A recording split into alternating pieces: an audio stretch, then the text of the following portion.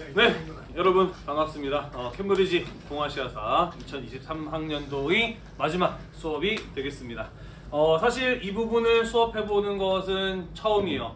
지금까지 늘 진도가 급급해서 동아시아사 교과서를 처음부터 끝까지 다 해본 적이 없었거든. 근데 올해 이제 파워포인트로 수업을 하면서 진도를 빨리 나갈 수 있게 돼서 이 부분을 수업을 하게 돼서 무척이나 감개무량하게 생각을 합니다. 선생님에게도 이 시간은 굉장히 특별한 시간이네요. 자, 기말고사는 이미 다 끝났고 이거는 시험에 나올 일도 없고 여러분들이 수능에서 동아시아사를 선택할지 안 할지도 모르겠습니다만은 어쨌든 이 수업은 우리가 1년 동안 배웠던 동아시아사를 마무리하는 수업이니까 다들 관심 있게 들어보셨으면 좋겠네요. 우리 구독자 여러분들도 잘 들어주셨으면 좋겠어요. 자, 선생님이 동아시아사 처음 시작할 때 이런 이야기를 했습니다. 우리는 동아시아사를 왜 배워야 할까라는 이야기를 했어요. 그죠? 자, 그러면서 동아시아 국가들은 서로 굉장히 지리적으로 가까운 나라고 오랫동안 서로 영향을 주고받으면서 살아온 나라들인데 최근까지도 사이가 굉장히 안 좋아서 여러 가지 갈등들이 있다. 그래서 평화와 협력을 이뤄나가기에는 아직까지 많은 과제가 놓여 있다. 그래서 우리는 이러한 과제를 해결하기 위해서 동아시아사를 배운다라는 이런 이야기를 했어요. 그죠? 이번 시간에 현재까지 이어지고 있는 동아시아 국가들 사이에 갈등에는 어떤 것들이 있으며 우리는 그런 갈등을 해결하기 위해서 어떤 노력을 해야 되는지 이런 것들에 대해서 간략하게 살펴보고 이번 수업을 마무리 지어 보도록 하겠습니다. 같이 한번 살펴보도록 할게요. 자, 우선은 첫 번째 영토 분쟁이 되겠습니다. 국가들 사이에서 여기는 우리나라 땅이야 라고 해서 아직까지 해결되지 못한 부분들이 조금 있어요. 우선은 첫 번째로 쿠릴 열도와 북방 4개의 섬이라고 하는 지역이 되겠습니다. 자, 쿠릴 열도라고 하는 건 어디냐면요, 여기 일본 홋카이도하고 러시아 캄차카 반도 사이에 길게 늘어져 있는 여러 섬들이 있거든요. 이 섬들을 일컬어 쿠릴 열도라고 이야기를 해요. 자, 교과서에서는 이렇게 써 있습니다. 일본이 2차 세계대전 패전 이후 소련과 그 후신인 그 뒤를 이어받은 러시아가 지배하고 있는 쿠릴 열도, 일본에서는 치시마 열도라고 부르는데 그 가운데 남쪽에 있는 4개의 섬, 여기가 일본 땅이다 라고 일본이 주장을 하게 되면서 러시아와 일본 사이에 벌어지게 된 영토 분쟁 문제가 바로 이 일본에서는 북방 영토 문제 또는 북방 사도 문제라고 하는 국제 영토 분쟁이 되겠습니다. 자, 이 분쟁 지역이 일어나게 되는 그 배경은 무엇이냐? 자, 일단은 이 쿠릴 열도에 원래 살던 원주민들의 모습을 선생님이 가져와 봤어요. 생긴 거 보니까 어때요? 러시아 사람들처럼 생겼나요? 아니요. 일본 사람들처럼 생겼나요? 아니죠, 그죠? 사실 이 지역에 살고 있었던 원주민들은 러시아 사람도 아니고 일본 사람들도 아니에요. 생긴 거를 보면 약간 뭐랄까 필리핀이나 아니면은 하와이? 그런 어떤 폴리네시아 인종에 가까운 모습을 볼 수가 있죠, 그죠? 그래서 원래 여기는 일본 땅도 아니고 러시아 땅도 아니었다라는 겁니다. 다만 이 사람들이 옷 입은 모습을 보면은 러시아 사람들처럼 입었고 일본 사람들처럼 입었네요, 그죠? 문화적으로는 양쪽에 영향을 받은 지역이다라는 것을 확인해 볼 수가 있겠네요. 자, 이 지역들과 관련된 분쟁은 19세기부터 나타나기 시작을 합니다. 자, 그래서 일본은 이 땅들을 자기 땅으로, 러시아는 마찬가지로 이 땅들을 자기 땅으로 가져가고 싶어 했거든요. 자, 그러면서 사할린을 공동관리구역으로 삼았다가 1875년에는 러시아하고 일본 사이 협상이 이루어지게 되어 사할린은 러시아 땅, 그리고 쿠릴 열도는 일본 땅, 이런 식으로 각각 나눠 가지기로 협상이 이루어지게 됩니다. 자, 그러다가 1904년 러일 전쟁이 벌어지게 되고 여기에서 일본이 1905년 러일 전쟁에서 승리를 하게 되죠. 그러면서 쿠릴 열도뿐만 아니라 사할린의 북위 50도 이남, 그러니까 절반 정도를 일본이 자기 땅으로 가져가게 됩니다. 자, 그러다가 오랫동안 이 땅을 일본이 지배하게 되면서 많은 일본인들이 건너가서 농사짓고 사는 등 일본 영토로 자리매김하게 되었다라는 것이에요. 자, 그러다가 우리가 배웠다시피 1945년에 얄타 회담에서 일본이 2차 세계대전에서 일본과 싸우기 위해서 연합국 측에 가담을 하게 되죠, 그죠? 그리고 이 연합국과 미국과 일본에 의해서 미국과 소련에 의해서 결국 일본이 항복을 하게 되면서 2차 세계대전이 끝나게 되잖아요. 자, 이 과정에서 얄타 회담 때 소련은 이 연합국 측에서 일본과 함께 연합국 측에 서서 일본과 싸우는 그 참전의 대가로 일본이 가져간 사할린과 쿠릴 열도를 자기의 땅으로 가져갈 수 있도록 연합국에게 약속을 받아내요. 무슨 말인지 이해가 되나요? 네, 대일전에 참전하는 대가로 지금 일본이 가지고 있는 사할린과 쿠릴열도 우리 땅으로 해줘라고 이야기를 했고 미국과 연합국들이 그것을 승인하였다라는 거예요. 자, 그래서 2차 세계대전이 끝나게 되면서 소련이 사할린과 쿠릴열도 전부를 점령하게 되었다라는 겁니다. 그러면서 원래 여기 살고 있었던 많은 일본인들은 강제로 추방당하게 되었다라는 것이죠. 자, 그러다가 영토 분쟁이 일어나게 되는 것은 언제부터냐? 1950년대부터라고 볼 수가 있어요. 일본 측에서 뭐라고 주장을 하느냐? 이 전체 쿠릴 열도 가운데 홋카이도랑 가까이 붙어있는 남쪽의 이 4개의 섬은 사실 쿠릴 열도가 아니라 일본의 고유 영토로 보아야 된다. 따라서 러시아는 이것을 돌려줘야 된다. 소련, 러시아는 이것을 돌려줘야 된다라고 요구를 하기 시작을 해요. 자, 그러면서 이 북방 사도라고 불렸던 이 4개의 섬을 돌려줄 것을 소련과 러시아에게 요구를 하게 되고요. 그러면서 소련과 러시아 그리고 일본 사이에서 이 땅을 돌려줄 것인가 말 것인가를 놓고 오랫동안 협상이 벌어지기도 합니다. 하지만 아직까지는 일본에게 반환되지 않고 여전히 러시아가 실효적으로 지배하고 있는 섬들이라고 보시면 돼요. 자, 그래서 일본과 러시아 사이에서는 이 북방 사도라고 불리는 4개의 섬과 관련된 영토 분쟁이 현재 벌어지고 있는 중이기도 하다라는 거 알고 넘어가시면 되겠습니다. 넘어갈게요. 자, 한편 일본과 중국 사이에 벌어지고 있는 영토 분쟁 지역이 있습니다. 거기는 바로 어디냐면은 일본어로는 센가쿠 열도 그리고 중국어로는 갸오이 다오라고 하는 곳들이 되겠어요. 자, 여기 보시면은요 중국과 대만 그리고 오키나와 사이에 아주 조그마한 섬이 하나 있어. 그게 바로 센가쿠 열도 갸오이 다오라고 하는 곳이 되겠습니다. 크기를 보면은요 사실 우리랑 일본 사이에 있는 그 영토 분쟁 지역 독도랑 거의 비슷한 수준이에요. 지도를 놓고 보면은 지도에 점으로도 표시가 안 될 만큼 굉장히 조그만한 섬이 바로 이 센가쿠 열도 갸오이 다오라는 곳이다라는 것이죠. 자, 여기 같은 경우에는요 청일전쟁에서 일본이 승리하게 되면서 그때부터 자기 땅으로 지배하기 시작을 하고요. 2차 세계대전 이후에는 미국이 점령해서 통치를 하다가 오키나와와 함께 일본의 국교가 정상화되면서 1972년에 오키나와와 함께 일본에 함께 반환한 땅이라고 보시면 되겠습니다. 자, 하지만 중국 측에서는 이후에 이 땅을 자기 땅이라고 주장을 해요. 일본은 원래 아무 주인 없던 땅을 청일전쟁에서 승리한 일본이 지배하기 시작했으니까 이 땅은 우리 땅이다라는 논리를 전개합니다. 그게 바로 무주지 섬전론, 주인 없는 땅은 먼저 가진 사람이 임자다라는 주장인 것이고요. 중국이나 타이완 같은 경우에는 명청시대 때부터 여기는 원래 우리 땅이다라고 주장을 하면서 현재 중국과 일본 사이에서 영토 분쟁이 벌어지고 있는 지역이 바로 이 센가쿠 열도라고 하는 곳이 되겠어요. 왜 이 조그마한 땅 때문에 싸울까? 그렇죠. 일단은 천연자원의 문제예요. 이 센가쿠 열도 주변에는 유전, 석유가 나오는 곳과 그리고 천연가스가 매장되어 있어서 굉장한 경제적 가치를 가지고 있는 곳이거든요. 따라서 여기를 누가 가져가느냐는 굉장히 첨예한 문제일 수밖에 없다라는 것이죠. 또한 우리가 뒤에 가서 살펴보겠습니다만은 사실 육지와 관련해서 영토 분쟁은 잘 없어요. 왜냐하면 땅이니까 정확하게 여기서부터 여기까지 우리 땅 이렇게 딱 선을 그어버리면 되거든. 하지만 바다에 떠 있는 섬들의 경우에는 이런 문제가 조금 애매하기도 하죠. 그래서 왜 섬들하고 관련된 영토 분쟁이 자주 일어나게 되느냐? 만약에 이 섬이 중국 땅이다 라고 한다면 그만큼 중국의 해역, 바다의 영토가 넓어질 수 있는 것이기도 하거든요. 그래서 섬들과 관련된 영토 분쟁이 국가들 사이에서 많이 벌어지긴 하는데 지금 중국과 일본 사이에서 벌어지고 있는 영토 분쟁 지역, 거기가 바로 이 센가쿠 열도라고 하는 곳이다라는 것이죠. 네, 그러면서 중국이나 대만에서 이렇게 깃발을 들고 섬을 방문하면서 두 나라 사이에 외교적인 분쟁이 일어나기도 하였었고요. 우리나라에서 불매운동, 반일 분매운동 이런 거 일어났던 것처럼 한때 이 센가쿠 열도와 관련해서 일본과 중국 사이에서 굉장한 외교적인 갈등이 벌어지게 되면서 중국 내에서도 일본 상품 불매운동 같은 것들이 몇 년 전에 벌어지기도 하였어요. 코로나 이전까지 굉장히 심각한 문제로 떠오르기도 했었죠. 그러면서 뭐 중국 내에서 일본에서 수입된 일본산 차를 불태우기도 하고 뭐 초밥집 이런 데 테러를 가하기도 하고 막 이런 일들이 벌어지기도 했었는데 코로나 이후에는 조금 요즘 들어 좀 잠잠해지는 느낌이 있기는 하네요. 일단은 기억해 두고 넘어가도록 하겠습니다.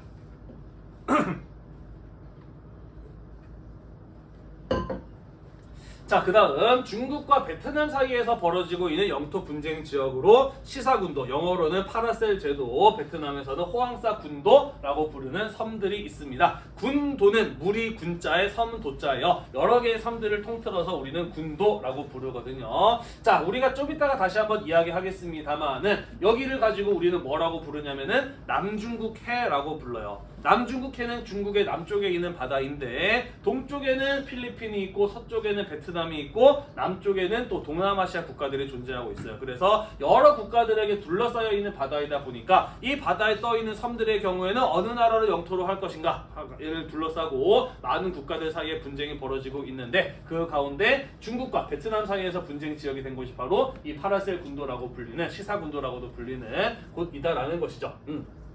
마찬가지로 굉장히 조그마한 섬들이에요. 과거에는 중국 어민들이 고기잡이 하다가 잠시 배를 대는데 이용했던 곳이기도 하고요. 청투 전쟁 이후에는 1902년에 청나라가 자기 나라임을 선언하는 비석을 세우면서 청나라 영토로 여겨졌던 곳이기도 해요. 그러다가 1933년 프랑스령 인도차이나, 그러니까 프랑스의 식민 지배를 받는 베트남 정부라고 보시면 돼요. 거기에서 일방적으로 자기 땅으로 편입하였음을 선언하게 되고요. 오랫동안 프랑스령 인도차이나 영토의 일부로 여겨지다가 2차 세계대전이 끝나고 난 이후에 중국, 그러니까 중화인민공화국 아니라 중국 국민당 정부인 중화민국이 이 땅을 다시 탈환하려고 하였습니다만은 프랑스가 지켜냈고 1차 베트남 전쟁이 끝나고 난 이후에 베트남이 독립을 하면서 베트남 땅으로 넘어가게 됩니다. 그러다가 1974년에는 중화인민공화국이 점령한 이후에 지금까지 중국과 베트남 그리고 대만 사이에 서로 자기 땅이라고 주장을 하는 영토 분쟁이 벌어지고 있는 중이다라는 것이에요.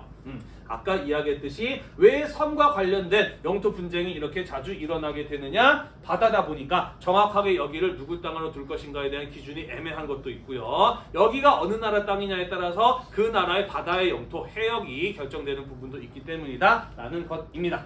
이해가 되시나요? 네, 넘어갈게요. 응? 야, 응? 왜 깨지지? 응? 네, 얼추 알아볼만 하죠. 자, 여기 시사군도와 더불어서 또 이 영토 분쟁 지역이 되는 곳이 난사군도, 영어로는 스프레틀리 군도라고 하는 곳입니다. 여러분들이 아무도 지금 안 보고 있네요. 교재에는 스프레들리 군도라고 되어 있을 텐데 오타예요. 스프레틀리 군도라고 해야지 정확한 명칭이 되겠습니다. 자, 선생님이 아까 이야기했죠. 이 바다를 뭐라고 부른다? 남중국해라고 부른다. 그리고 이 남중국해는 중국, 베트남, 필리핀, 동남아시아 국가들에게 둘러싸여 있다 보니까 영토 분쟁이 활발하게 일어나는 지역이다라고 이야기를 했죠. 그죠? 자, 여기 여러 나라들에게 둘러싸여 있는 이 수많은 섬들, 이 섬들을 누구의 영토로 볼 것인가를 놓고 중국과 베트남, 말레이시아, 필리핀, 인도네시아, 브루나이, 대만 등이 분쟁을 벌이고 있는 중이다라는 것입니다. 사실 중국은 멀리 떨어져 있는데 왜 여기까지 자기 땅이라고 주장을 하는지 조금 의아하기는 하죠. 그죠? 네. 하지만 여기 시사군도를 지금 중국 땅이라고 주장하고 있는 중국 입장에서 보자면은 여기와 가까운 난사군도도 자기 땅에 해당한다라고 이렇게 연장선상에서 주장을 하고 있는 중이다라고 이해를 하시면은 될 것 같아요. 자, 이 섬들과 관련된 국제적인 분쟁이 일어나게 되는 배경은 뭐냐면은요. 남중국해의 경우에는 지리적인 가치가 굉장히 높습니다. 이쪽으로 가면은 태평양이고요. 이쪽으로 가면 동남아시아고 이쪽으로 가면은 바로 인도양하고도 연결이 돼요. 다시 말해서 수상교통망에 있어서 굉장히 중요한 지역이기 때문에 이 많은 해상교통량들이 발생하는 지역이기 때문에 이 지역을 누가 차지하는가는 그 나라의 경제력과도 관련돼 굉장히 중요한 문제이기도 하다라는 것이죠. 자, 뿐만 아니라 아까 우리가 살펴보았던 것처럼 경제적인 가치가 높은 지역이기도 해요. 풍부한 어족 자원, 여기에 많은 이제 물고기들이 살고 그것을 잡아서 할 수 있는 자원들로 활용될 수 있다라는 것이고, 석유나 천연가스와 같은 좋은 양질의 천연 자원들이 매장되어 있기 때문에 이 땅을 누구 땅으로 볼 것인가를 두고 많은 국가들 사이에서 분쟁이 벌어지고 있는 중이기도 하다라는 것이에요. 대충 이해가 되셨나요? 네, 그래서 현재 동아시아 국가들 사이에서 벌어지고 있는 대표적인 영토 분쟁 지역들에 대해서 몇 가지 살펴보았습니다. 자, 사실 이 부분이 수능이나 모의고사에서 나온 적이 그렇게 많지는 않아요. 이런 부분들이 이제 이슈가 됐던 해, 정말로 이제 국가적인 분쟁이 심각하게 일어나게 되면서 뉴스에 많이 나왔던 해, 그럴 때에는 모의고사나 수능에서 출제된 적이 있는데 선생님이 알기로는 최근 몇 년 동안은 없었던 걸로 알고 있어요. 이 문제도 아마 2020년이었나 그때 모의고사에 나왔던 문제인 걸로 기억을 하고 있어요. 한번 풀어볼까요? 타이완 인근 이 해역에서 미군과 자위대가 물자 수송 훈련을 실시하였습니다. 이에 자국의 영유권을 주장하는 중국이 전투기와 함정을 출동시키면서 위기가 고조되었습니다 라고 이야기를 하고 있네요. 중국과 일본 사이의 영토 분쟁 지역을 골라보면 되겠네요. 정답은요? 정답은 네 3번이죠. 그죠? 여기가 아까 우리가 이야기했던 어디예요? 북방사도 쿠릴 열도 북방사도 지역이죠. 여기는 오키나와고요. 여기가 센가쿠 열도 다오이다오가 되겠죠. 그죠? 여기가 네, 베트남과 중국 사이에 분쟁이 있는 시사군도, 여기가 필리핀을 비롯한 나머지 국가들과도 분쟁 지역에 있는 난사군도, 스프레틀리 군도라고 보시면 되겠습니다. 가끔 가다가 문제가 나오기는 해요. 여러분들이 풀지 안 풀지는 모르겠습니다만은 만약에 대비해서 지도를 놓고 아 여기가 어디다, 여기가 어느 나라랑 어느 사이에 분쟁이 있는 지역이다 라는 것 정도만 알아볼 수 있으면 크게 어렵지 않은 문제이기는 해요. 다만 이게 어렵게 느껴지는 이유는 여기까지 보통 선생님들이 기말고사 끝나고 나서 수업을 안 하시기 때문이죠. 그래서 이 부분을 수업하게 된 게 무척 있는 선생님 개인에게는 감개무량한 일이기도 해요. 넘어가겠습니다. 자, 우리나라도 영토 분쟁을 겪고 있는 지역이 있죠. 그죠? 바로 어딘가요? 독도가 되겠죠. 그죠? 우리나라와 일본 사이에서 벌어지고 있는 영토 분쟁. 네, 영토 분쟁 지역 독도가 되겠습니다. 사실 독도와 관련해서 하나만 기억하면 돼요. 뭐만 기억하면 될까요? 독도는 우리나라 땅이다라는 것만 기억을 하면은 돼요. 그죠? 사실 독도와 관련된 이야기는 여러분들이 초등학교, 중학교 한국사 시간에도 많이들 들어보지 않았나요? 그죠? 워낙 많은 정보가 있어서 굳이 이 시간까지 다룰 필요는 없을 것 같은데, 독도가 우리나라 땅임을 알 수 있는 확실한 증거들 몇 가지를 가지고 왔어요. 적어도 우리나라 땅이라고 한다면 우리나라에서 보여야지, 그지? 일본에서 독도가 육안으로 보이느냐? 안 보여요. 하지만 울릉도에서 보면은 독도가 눈으로도 볼 수가 있다라는 거죠. 또한 일본이 1895년에 군사용으로 그린 지도를 보면은 거기에도 여기는 일본 땅이 아니라 조선 땅으로 표기가 되어 있다라는 거죠. 일본에서 그린 지도에서도 독도가 조선 땅으로 그려져 있다라는 거예요. 뿐만 아니라 2차 세계대전 이후에 미국이 그렸던 연합국 최고사령관에서 그려졌던 부속 지도를 보면은 마찬가지로 일본과 우리나라 사이에 경계가 빗금을 쳐져 있습니다. 그죠? 쭉 내려오면서 울릉도 옆에 일본에서 독도를 부르는 타케시마, 타케라고 써있는 섬이 이런 식으로 한국 영토로 표시가 되어 있는 모습을 볼 수가 있어요. 그죠? 독도가 우리나라 땅임을 알 수 있는 증거는 차고도 넘친다 라는 것 정도만 기억을 하고 넘어가시면 될 것 같습니다. 넘어갈게요. 자, 여기는 조금 진지한 이야기를 해보도록 할게요. 자, 동아시아 국가들 사이에서의 분쟁이 벌어지는 이유를 크게 두 가지를 꼽아보라고 한다면 하나는 영토 분쟁일 것이고 하나는 역사 분쟁이라고 볼 수가 있을 것 같아요. 역사와 관련된 문제 때문에 동아시아 국가들 사이에서 여러 차례 국제적인 갈등이 벌어진 이야기들을 많이 들어봤을 겁니다. 그죠? 특히 우리나라는 어느 나라와의 갈등이 있나요? 일본과의 갈등이 있죠. 그죠? 무엇이 문제가 되었나요? 그렇죠. 과거 일본의 침략과 식민 지배에 대해서 사죄와 배상을 요구하는 문제가 제대로 해결되지 못해서 지금까지도 이어지고 있는 일본과 우리나라 사이의 분쟁의 원인이 되어가고 있다라고 다들 알고 있을 거예요. 그죠? 자, 그러면은 과연 일본의 경우에는 우리나라에게 과거 식민 지배와 침략에 대한 문제에 대해서 사죄하고 배상한 적이 한 번도 없나요? 우리는 계속해서 이것을 왜 일본에게 이 사죄와 반성을 요구하고 있을까? 왜 이 문제는 쉽사리 해결되지 않고 우리나라가 일본으로부터 식민지배로부터 독립한 지 벌써 60년이 넘었는데 왜 아직까지도 이 문제가 제대로 매듭되고 있지 않을까? 일본에서 졌다고 주장하고 우리나라 아니라고. 그렇죠. 자, 일단은 객관적인 사실들부터 먼저 한번 체크를 해보도록 할게요. 진짜로 일본은 과거 식민 지배에 대한 문제에 대해서 우리나라에게 법적으로 도덕적으로 책임을 진 적이 없나요? 사실 그렇지는 않아요. 일본도 이 문제에 대해서 배상을 하고 사죄를 한 적이 분명히 있기는 하다라는 것이죠. 자, 우리 다 알다시피 수업 시간에 배웠어요. 그죠? 박정희 정부 시절에 한일회담을 통해서 한일 국교 정상화가 이루어졌어요. 그지? 이른바 한일협정의 체결이라고 하는 것이었죠. 그죠? 여기에서 어떤 식으로 협상이 이루어졌나요? 그렇죠. 독립축하금의 명목으로 경제협력 자금을 받으면서 일본과 우리나라 사이의 국교가 정상화될 수 있었어. 그지? 한국, 일본, 미국을 연결하는 반공동맹을 만드는 게 중요했고 우리나라는 빠른 경제성장을 위한 경제발전 자금이 필요했고 일본의 경우에는 한국 시장에 진출하고자 하는 목적을 가지고 있었어요. 그죠? 그래서 과거 식민 지배 문제에 대해서 넘어가는 대가로 우리나라가 경제협력 자금을 받아온 게 이 한일협정의 주된 내용이었습니다. 그죠? 다시 말해서 엄밀히 말해서 과거 식민 지배 문제에 대해서 우리나라와 일본 사이에 협상이 이루어졌고 일본으로부터 돈을 받은 적이 분명히 존재하기는 한다라는 것이에요. 그죠? 일본은 이렇게 본다면은 책임 있는 행동을 한 적이 있다라고도 볼 수가 있겠네요. 그죠?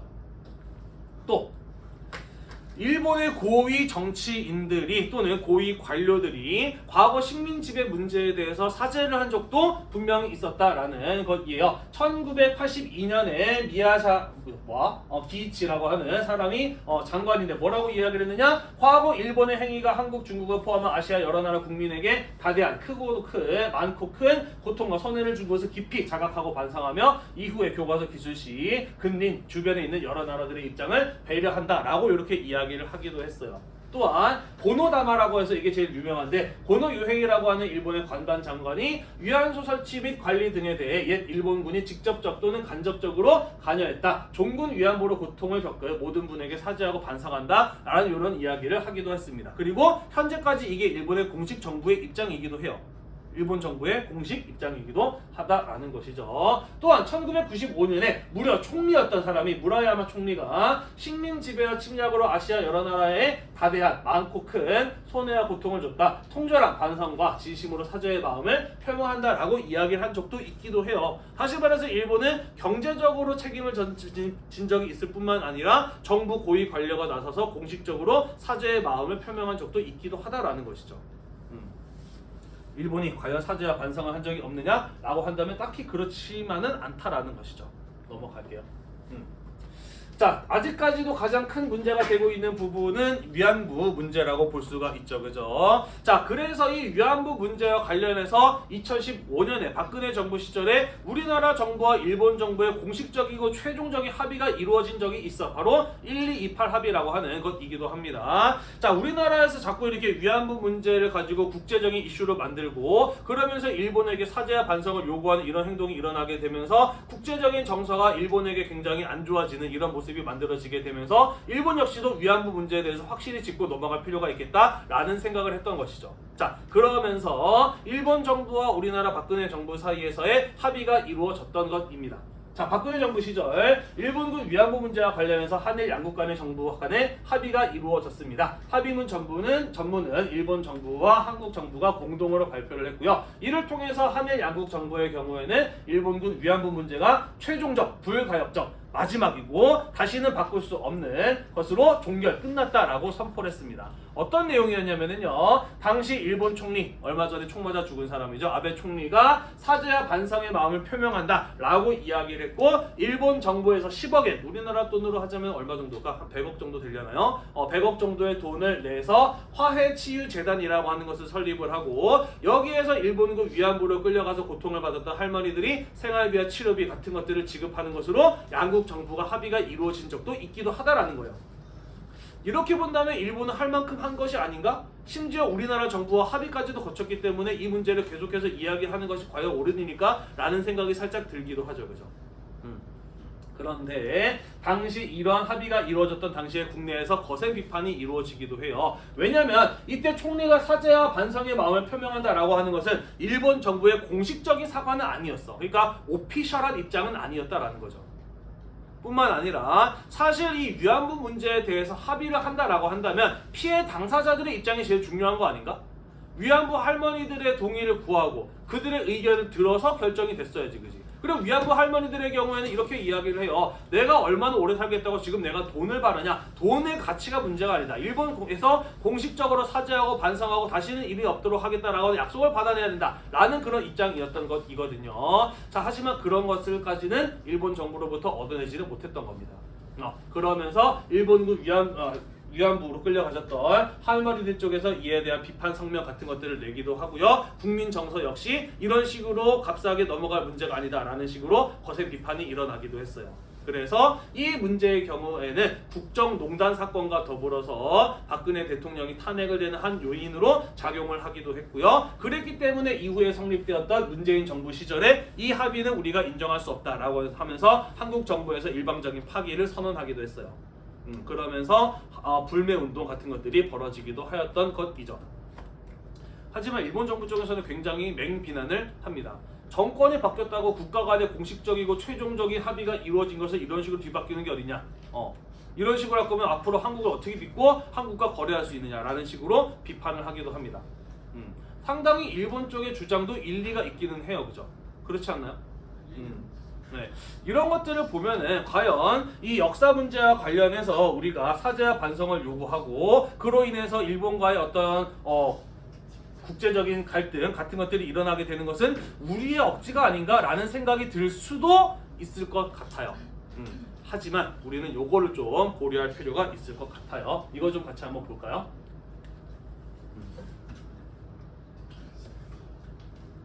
자, 이렇게 일본 정부의 여러 차례의 사과 그리고 배상이 이루어졌음에도 불구하고 왜 우리는 아직까지 사과와 배상을 받지 못했다라고 생각을 하고 있는 것일까요? 일본과 마찬가지로 2차 세계대전의 전범국이었던 독일의 모습을 같이 한번 보도록 합시다. 자, 여기 끝에 있는 흑백 사진 보이시나요? 네. 1970년 서독 총리였던 빌리 브란트라고 하는 사람이 유태인 추모비 앞에서 무릎을 꿇고 사죄하는 모습입니다. 사진에서 봐서도 굉장한 진정성이 느껴지지 않나요? 한 나라의 총리가 자신의 나라에 저질렀던 과거사에 대해서 무릎을 꿇고 사죄하는 진정성 있는 사과의 모습을 보였어요. 그리고 이게 일회성으로 끝난 게 아니야. 그 이후에 독일의 총리가 된 사람은 누구라고 할지라도 가장 먼저 한 일이 뭐냐? 유대인 추모비 앞에 와서 사죄하고 반성하는 마음을 표현을 하고 공식적으로 이런 것을 발언을 하기도 해요. 최근에 독일 총리였던 메르켈 총리도 이런 이야기를 했었죠. 여기 써있죠? 46일째 머리 숙여 사과라는 기사 제목이 써있습니다. 2018년에도 이런 이야기를 해요. 독일인들은 수용소에서 벌어진 일들에 수치심을 느낍니다. 수백만 명의 유태인들이 고통을 겪고 확산될 것에 대한 죄책감이 있습니다. 라고 이렇게 이야기를 하기도 합니다. 이런 식으로 사과를 해야 진정성 있게 받아들여질 수 있지 않을까? 사람이 뭔가 한번 잘못을 했으면은 이 잘못을 계속해서 인정하고 다시는 이런 일을 반복하지 않기 위한 계속된 어떤 행동이 있어야 될 거 아닙니까? 그죠? 독일은 상당히 그런 역할을 잘 해나가고 있다라는 것이죠. 자, 그러면서 2차 세계대전 때 독일이 침략을 했던 프랑스와 함께 공동 역사 교과서를 만들어서 양국의 입장이 균형적으로 반영이 된 이런 역사적인 사실을 가르치기 위한 이런 노력들이 이루어지기도 하고요. 선생님이 요거 보고 조금 놀랐어요. 요게 뭐냐면은 걸림돌이라고 하는 거거든요. 우리말로 번역을 하자면 독일의 지하철역으로 가는 길에 보면은 길바닥에 이렇게 금속으로 만들어진 어떤 글이 쓰여 있는 것이 박혀 있는 모습을 볼 수가 있어요. 여기에는 뭐가 써 있냐면요, 나치에 의해서 이 지역에 살다가 끌려가서 학살당한 유대인의 이름과 그 사람의 인생에 대한 간략한 설명이 써 있습니다. 사람들이 지나다니는 지하철역으로 가는 길에 이런 게 박혀 있다는 거야. 지나갈 때마다 사람들이 이걸 보겠지. 그리고 우리나라가 과거에 저질렀던 역사적 과오에 대해서 반성하는 마음을 갖자라는 거죠. 그죠? 굉장히 진정성 있는 사과고 자손 대대로 우리는 이런 것들을 반복하지 않겠다라고 하는 의지의 표명이라고 볼 수 있지 않아요? 이런 것들을 우리가 일본에게 요구하는 것은 지나친 요구일까? 라는 생각이 들죠. 그죠? 자, 여기까지는 바라지는 않을 수도 있어요. 그런데 과연 일본이 보여준 모습은 어떠하였느냐? 분명 우리에게 사죄하고 반성하고 배상한 적이 있을지는 모르겠어요. 하지만 현재도 어떤 일들이 벌어지고 있느냐? 여기 볼까요? 일본 초등학교 6학년 사회교과서에 이런 내용이 나와 있어요. 이 사진 밑에 달려있는 이 부연 설명 뭐라고 써 있느냐? 지원에서 병사가 된 조선의 젊은이들이라는 내용이 써 있어요. 일본의 과거 침략 전쟁과 식민 지배를 미화하는, 아름답게 꾸미는 이런 어떤 내용들이 여전히 초등학교 교과서에 기술되어 있는 모습들을 볼 수가 있다라는 것이죠. 사죄하고 반성하고 배상했으면 이런 일들에 대해서 잘못되었다라고 교과서에 써야 되는 거 아니에요? 하지만 그거는 그것대로 하고 그 이후에는 교과서에 이런 식으로 침략 전쟁을 미화하는 내용을 써놓으니 당연히 우리가 사죄하고 배상받았다는 생각이 들지 않을 수밖에 없어요. 그죠? 또 하나, 매년마다 뉴스에 나오는 거 있죠. 그죠? 여러분도 한 번쯤은 들어봤을 거예요. 야스쿠니 신사 들어봤나요? 그죠? 2차 세계대전의 전쟁을 주도했던 전쟁 범죄자들이 모셔져 있는 일본의 사찰 신사가 바로 이 야스쿠니 신사죠. 그죠? 그리고 매년마다 일본의 고위 정치인들, 국회의원들 이런 사람들이 야스쿠니 신사에 가서 참배를 하는 모습을 보여주죠. 지금 총리뿐만 아니라 그 이전 총리의 경우에도 굉장히 적극적이진 않지만은 항상 간접적으로라도 야스쿠니 신사에 선물을 보낸다든지 아니면 직접 참배한다든지 하는 이런 모습을 보이기도 하였다라는 겁니다. 이런 모습들이 반복이 되니 과연 일본은 과거사에 대해서 반성하고 사죄하고 있는가라는 물음을 끊임없이 우리는 가질 수밖에 없지 않을까라는 생각이 드는 거예요. 그죠? 자, 그래서 아직까지도 과거사에 대한 문제는 현재 진행형으로 우리나라와 일본 사이의 갈등의 대표적인 요인으로 작용하고 있지 않을까라는 생각이 든다라는 것이에요. 넘어갈게요. 자, 그렇다면 일본은 왜 이런 모습을 보이는 것일까? 우리가 수업 시간에 배웠던 것처럼 1990년대 들어가게 되면서 일본의 버블 경제가 붕괴하게 되죠. 그러면서 오랜 시간 동안 경제 침체에 빠지게 되면서 보수 우익이라고 불리는 극단적인 주장을 하는 사람들, 과거에 일본의 침략 전쟁을 하고 식민 지배하던 시절을 좋았던 시절로 표현하는 이런 사람들의 목소리가 더욱더 커지게 된 것이 이런 역사 갈등의 중요한 원인이 아닐까라는 생각이 들어요. 나라가 힘들수록 옛날에 잘 나갔던 시절을 미워하는 얘기가 더 잘 먹히기 마련이죠. 이해가 되나요? 자, 그러면서 지난번 일본 총리였던 아베 총리 같은 사람이 일본의 평화헌법, 2차 세계대전 이후에 일본을 전쟁할 수 없는 나라로 규정지은 일본의 평화헌법 같은 것들을 개정하려는, 바꾸려는 이런 시도 같은 것들이 최근까지도 계속 이어지고 있는 겁니다. 어찌 본다면은 이런 어떤 보수적인 강경파들이, 우익들이 계속해서 일본에서 정치 권력을 장악해 나가기 위해서는 그들의 조상으로 연결되는 과거 침략을 주도했던 이런 어떤 군부 세력들에 대한 미화, 이런 것들이 계속해서 필요한 일이 아닐까라는 생각이 들기도 해요. 자기들의 정치적으로 연결이 되어 있는 과거 침략 전쟁을 주도했던 전범들, 이런 사람들을 미화해야 계속해서 자신들이 정치적인 발언권을 가지고 나가고 또 정치적으로 더 큰 영향력을 발휘할 수 있기 때문에 자꾸 이렇게 과거사를 미화하려는 시도가 일어나는 것이 아닐까라는 생각이 든다라는 것이죠. 그러면서 역사 교과서 같은 것들에 대해서도 왜곡된 이런 편집이 계속해서 이루어지고 있는 것이 아닐까라는 생각이 들어요. 따라서 우리는 이런 어떤 역사 갈등 문제를 해결하기 위해서는 우리가 외교적인 노력을 하는 것도 필요하겠죠. 그죠? 일본의 이러한 사실을 알리고 일본인들의 어떤 본격적인 역사적인 반성과 각성, 이런 것들을 촉구하기 위한 노력도 필요하다라고 생각을 해요. 왜? 이런 정치인들을 더 이상 일본 사람들이 안 뽑아줘야 될 거 아니야, 그지? 그래야 이런 일이 반복되지 않을 거 아닙니까, 그죠? 그래서 올바른 역사적 사실을 알리고 함께 해나가기 위한 국제적인 노력, 이런 것들이 필요하다라고 선생님은 개인적으로 생각을 합니다.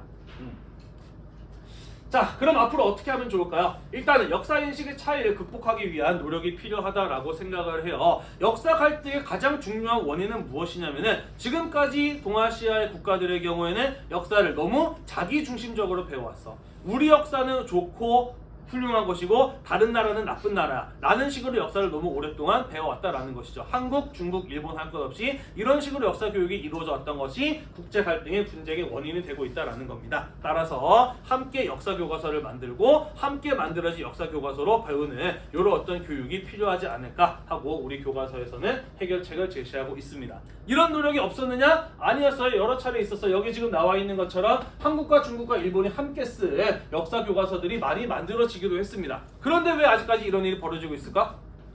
만들면 뭐해? 다 같이 가르쳐야 될 거 아니야, 그렇지? 하지만 이런 것들이 이루어지기까지에는 아직까지도 많은 어려움들이 존재하고 있다라는 것이죠. 심지어 이런 것들을 가르치기는커녕 동아시아사 같은 훌륭한 과목이 내년부터 우리 학교에서 가르쳐지지 않는 이런 비극적인 게 현실입니다, 그죠? 동아시아사의 수능 선택률이 경제와 더불어서 가장 낮은 이런 것이 지금 우리나라의 현실이에요, 그죠? 이런 일이 계속 이어지고 있는 한 동아시아 역사 갈등 문제를 해결하기까지는 아직도 한참 멀었다라는 생각이 들기도 하네요, 그죠? 자, 그래서 이런 동아시아 국가들뿐만 아니라 세계 여러 나라들과 함께 과거사에 대한 해결을 하기 위한 이런 어떤 노력들이 함께 이루어지면 더 좋을 것 같다라는 것이고요. 정부 차원에서도 이런 역사 갈등을 해결하기 위한 구체적인 노력들, 공동 역사 연구를 정부 차원에서 진행하는 이런 노력들이 이루어진다면은 역사 인식의 차이에 따른 국가 간의 갈등을 조금씩 줄여나갈 수 있지 않을까 하고 우리 교과서에서는 제안을 하고 있고요. 또한 우리가 다른 나라들에 대해서 과거사 문제에 대해서 언급을 하고 이야기를 하려면은 우리 스스로도 당당할 필요가 있겠죠, 그죠? 그래서 이 2차 베트남 전쟁 때 한국군에 의해서 베트남 민간인들이 학살되었던 문제, 이런 것들에 대해서도 우리는 계속해서 기억하고 사죄하고 반성하는 마음을 갖는 이런 노력들도 또 필요하다라고 생각을 합니다. 네, 그 외에도 우리 교과서에는 동아시아의 대표적인 역사 갈등으로 동북공정 뭐 이런 거 들어봤나요? 네, 고구려와 발해의 역사를 중국의 일부 역사를 보려고 하는 이런 이야기들에 대해서 이야기를 하고 있는데 사실 요거는 조금 트렌드가 지난 이야기이기는 해요. 고구려의 경우에는 중국의 역사의 일부가 아니었다라고 하는 증거가 워낙 차고도 넘치기 때문에 사실 중국 학자들조차도 동북공정은 억지다라고 하는 것을 인정하고 있는 중이기도 해요. 다만 발해의 경우에는 지금 남아있는 게 거의 없거든. 그러다 보니까 아직까지 조금 우리나라와 중국 사이에서 역사 갈등의 원인이 되긴 합니다만은 사실 이것도 그렇게 사실은 요즘 들어서는 썩 각광을 받지 못하는 이슈가 되지 않는 문제이기는 하기는 합니다. 일단은 알아두고 넘어가도록 할게요.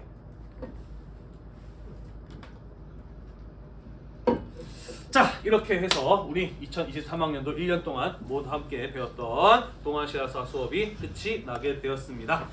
일단은 올해도 동아시아사가 8강이 될 뻔했는데 여기 계신 분들이 모두 동아시아사를 선택해준 덕분에 수업을 할 수 있어서 선생님 무척이나 고맙게 생각을 하고요. 또 1년 동안 담임 수업이라 그런지는 몰라도 잘 들어줘서 무척 고맙다라고 이야기를 하고 싶어요. 사실 한국사랑 같이 수업을 하게 되면서 내가 부담이 좀 많아서 파워포인트로 만드는 것을 넘어서 좀 더 양질의 수업을 만들고 싶은 욕심이 있었는데 내가 생각했을 때 나 욕심만큼 잘 수업을 만들지 못해서 여러분들에게 조금 미안한 느낌이 없지 않아 있기는 해요. 그리고 여러분들이 어찌 보면 내 인생의 마지막 동아시아사 수업 수강자일지도 모르겠다라고 하는 생각이 들기도 합니다. 앞으로 어떻게 될지도 모르는 일이겠지만은 또 동아시아 수업이 개설될지 안 될지를 모르겠지만 어쨌든 올해는 정말 선생님에게 오랫동안 기억에 남는 동아시아 수업을 한 해로 기억이 될 것 같아요. 우리가 처음 만났을 때 그런 얘기를 했잖아, 그지? 내가 동아시아사만 선택한 애들을 수업을 담임을 해본 건 처음이다 이런 얘기 했잖아요, 그죠? 나를 보고 고른 건 아니었겠지만은 뭐 어쨌든 간에 우리의 인연이 상당히 깊은 한 해였다라는 그런 생각을 합니다. 네. 아무쪼록 올해 배웠던 동아시아사 수업이 여러분들 그리고 구독자 여러분들에게 대입에 도움이 된 것과 더불어서 인생에도 중요한 자산으로 남았으면 하는 바람이 있고요. 그렇게만 된다면 더 바랄 것이 없겠네요. 1년 동안 동아시아사 공부하시느라고 대단히 고생이 많으셨고요. 이 수업이 여러분들의 인생에 도움이 되셨다면 구독과 좋아요 잊지 말고 눌러주세요. 수고했습니다.